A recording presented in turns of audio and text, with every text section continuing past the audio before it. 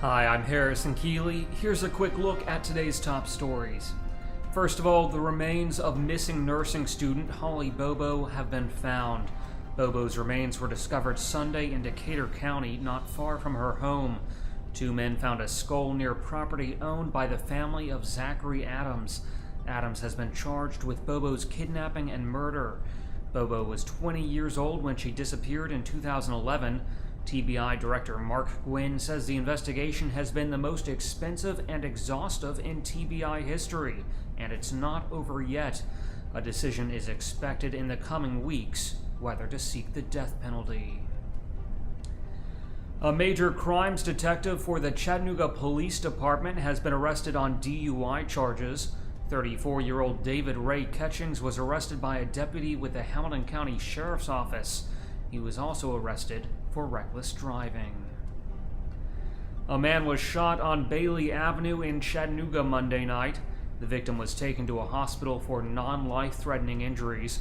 Anyone with information is asked to call the police. The woman who was shot to death on Market Street Sunday morning has been identified by police. The victim was 19-year-old Jasmine Atkins. Atkins was also a new mother. Friends report she had a 4-month-old daughter. Now she's the 22nd homicide victim in Chattanooga this year. The investigation is ongoing.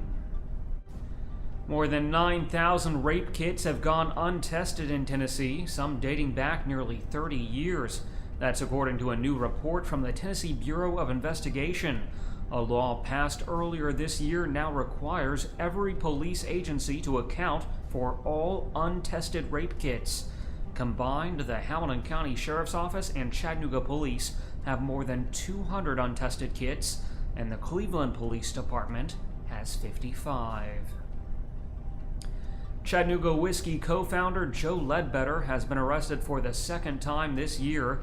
Ledbetter was charged with public intoxication, disorderly conduct, and evading arrest over the weekend. He was also arrested in June on charges of public intoxication and disorderly conduct. At the time, he apologized and called his actions unacceptable. 2 weeks later, he resigned and started a new company called Barrel House Lab. A piece of World War II history is coming to Chattanooga. The USS LST carried tanks, military vehicles, and supplies into battle, and it landed on Omaha Beach on D-Day. Now it's the last surviving ship of its kind. It will be docked at Ross's Landing starting Thursday morning. The floating museum will be open for tours beginning Friday through September 17th. Authorities in DeKalb County, Alabama have arrested 9 people at a house party. It happened on Sunday on County Road 136 in the Painter community. The sheriff's office found about 200 partygoers at the house, many of them minors. Sheriff Jimmy Harris says the owners had been warned before about house party laws.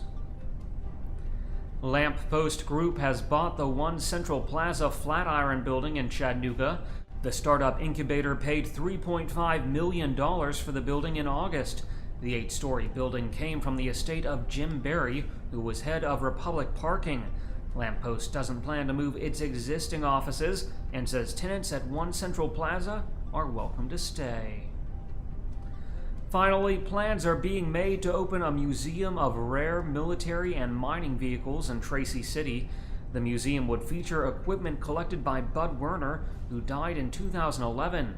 Now, the executor of the estate, Ron Allred, says getting the vehicles in shape for display could be one of his life's works. There's also talk of a short rail line for the locomotives Werner kept, but that will come after the museum. Turning to weather, today will be partly sunny with a high near 88 degrees. The low tonight will be around 69. That's it for today's newscast. Thanks for being with us. You can find more on these stories and breaking news all day long at timesfreepress.com.